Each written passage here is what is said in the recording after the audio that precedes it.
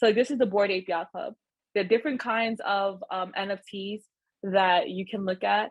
So one of them is like, you'll notice there'll be like 10,000 or 20,000 NFTs created, or only 5,000 limited edition. And then each one of them will look slightly different. It's like overall it's a monkey. Most of the time the mouth is overall the same. And it might be a variation, like this one has leopard print, one doesn't. Now, me personally speaking, unless it's a utility NFT where I'm gonna buy it anyway because of the perks that it unlocks, I'm also looking at what does it give back? What does it do? Right? So like some NFTs give back to charity. There's one that I like, and this is not telling you to go buy it, but like I own a Psychedelic Anonymous, I own one of these, and I own a Bored Ape Kennel, but it was all because of utility, right? So with the Psychedelics Anonymous, they would do things where they would pick like mental, it's all about, mental therapy. And so they'll pick like different locations that help people with mental therapy and mental issues, and they'll donate money, they'll do donations and foundations, but then they also have cool live community events, and they are holding their weight. And so something that I bought for 700 is now on average, people are bidding on it and offering me 7,000, 9,000, $10,000, $12,000. And I only bought it for $700. So I think that to me is a success. And so the same with the monkeys, that's something to keep in mind. Like when these came out, if you were here a year and a half to 2 years ago, these monkeys cost about $1,500 on average, $2,000, $5,000. And, I had clients that I was like, yo, you need to get one of these because I love what they're doing. They realize a lot of people like being in rooms with influencers, but not feeling detached from those influencers. And they created a space where it's like, if you own one of these, you don't need to have a VIP section. The whole room is VIP. And so when I saw what they were doing in the community, I thought it was really great. And next thing you know, now, almost less than 2 years later, you're seeing that these little monkeys are going for 300,000, 200,000. One just sold for $500,000, something that a year and a half ago was at $5,000. So just keep that in mind. Another kind of NFT are like the Curio Cards. And so the Curio Card, the cool thing about the Curio Card is that it will have like it'll be like different images completely. So like this is an apple, then there might be one that's like a Mona Lisa smile. And then they'll be like, oh, there's only 900 of this available. And then out of the 900, when all of them sell, the circulation is like whatever I want to sell it for, and whoever's willing to pay the price. And because this was one of the original NFTs, it's kind of like a trading card, think about a baseball card. A baseball card might have, Babe Ruth might only have 500 editions of his baseball card. So that's another way you can do NFTs. So like, let's say you have unique designs and you don't want to do just a variation of a woman in a red dress or a man riding a bicycle, and then one bicycle is purple and one is blue. You might think that's silly, and you might not like the creativity of that.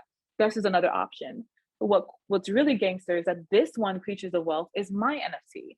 And so for me, besides doing it in the Curio style, where I only did 1,111 of them, one of the cool things about it is that every one that we sell, because people kept saying, oh, I want to support the event space you're building in Ghana.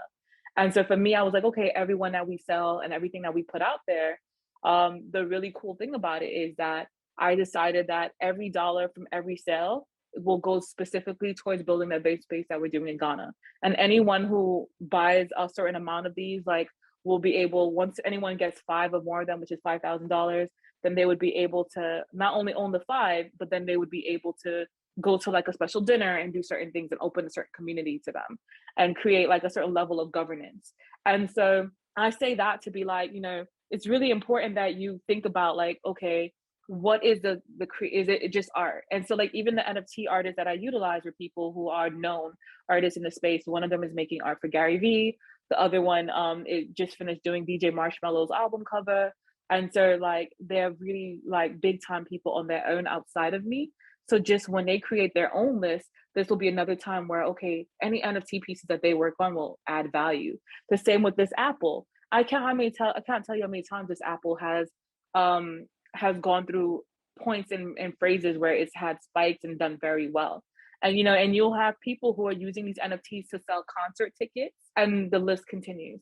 And yes, Ronell is actually one of the people who created, I noticed somebody mentioned his name, but Ronell is one of the people who created my NFT.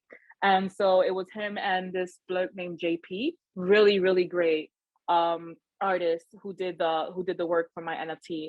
So for me, it's not just art, but it's like, I think it was cool because creatures of wealth, each animal has a number that is important, right? And lion, praying mantis, elephant with the trunk up, all of these animals are creatures that have value in different parts of the world. The toucan, the list continues, or the phoenix, the list continues. But moving on, metaverse, virtual real estate. What is a metaverse? It's a network of 3D virtual worlds focused on social connection. In futurism and science fiction, it is often described as a hypothetical iteration of the internet as a single universal virtual world that is facilitated by the use of virtual and augmented reality headsets. I thought that was the most comprehensive. It's really straightforward. We could keep it moving. Virtual real estate is sold via NFTs as parcels of virtual land minted on the blockchain. And these parcels include, but aren't limited to, virtual businesses, houses, estates, mansions, art galleries, concert arenas, virtual countries, states, cities. A lot of people know about Decentraland properties, etc. And so I use that to just really if it's something virtual, a footprint. I mean, like, there's somebody who created the Empire State Building virtually, and then someone who started to recreated all of Fifth Avenue, Manhattan, in the virtual space, like in Superworld and different places. And there were other people who were paying all kinds of money to own it. And so, or just like, to give an example, like Snoop Dogg's property in a virtual space, anyone, people were paying six figures easily to be his neighbor in a virtual space. Why would they want to do that? To give an example, in my virtual space, which is, let's say Crypto Voxel, which is where I have my virtual space, which we're going to talk about the different kinds of virtual spaces. My neighbor created an NFT that's doing very well. So he automatically gets circulation and supply of people who just randomly want to come look at his art gallery and see what kind of cool things he's doing. And so just by being his neighbor, I'm able to just automatically benefit off of being his neighbor. And what do you do with virtual real estate? Once you've created an NFT, you can enter it into an NFT marketplace to be sold to potential buyers. Buyers will bid for the property, and the winner of the auction will pay for the property in fiat money or cryptocurrency.